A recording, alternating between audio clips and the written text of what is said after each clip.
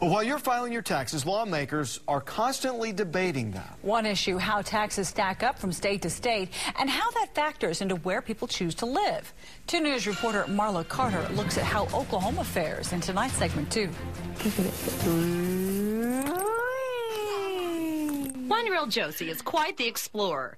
And when the Fernandez's taxes aren't all boxed up, she's after those too. We're hoping that Josie doesn't eat all of the taxes before they're done. Every time Shane has them out on the floor, she's on top of them. And little Josie is the youngest of 4 kids, and that expense has this family looking at taxes pretty closely. I used to live in Texas before we moved here, and so it was sort of a big change to come from, no state income tax to state income tax and higher sales tax here. Economists all agree that individuals respond to taxes. Our partners at the Scripps Howard News Service analyzed data from a 2009 study that looks at taxes across the country. When it comes to state and local taxes, Oklahoma comes in near the bottom, with 36 states having higher taxes.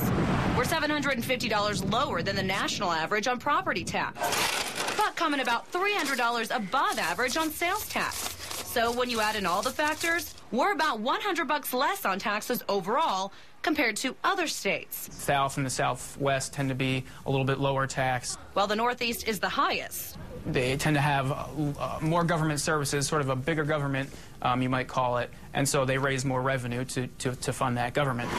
And I don't necessarily mind paying the higher taxes if the infrastructure is good. Like if you have great public transit and great, roads and schools and health care, but, Oklahoma is lacking in all those. While our elected leaders work to make improvements to our roads and infrastructure, the Fernandez family says they're happy here in Oklahoma and are done with their taxes for this year, as long as this paper lover stays clear of them. Marla Carter, 2 News works for you. There are 3 bills in the Oklahoma legislature to put a cap on property taxes. One of them just passed a House committee this week.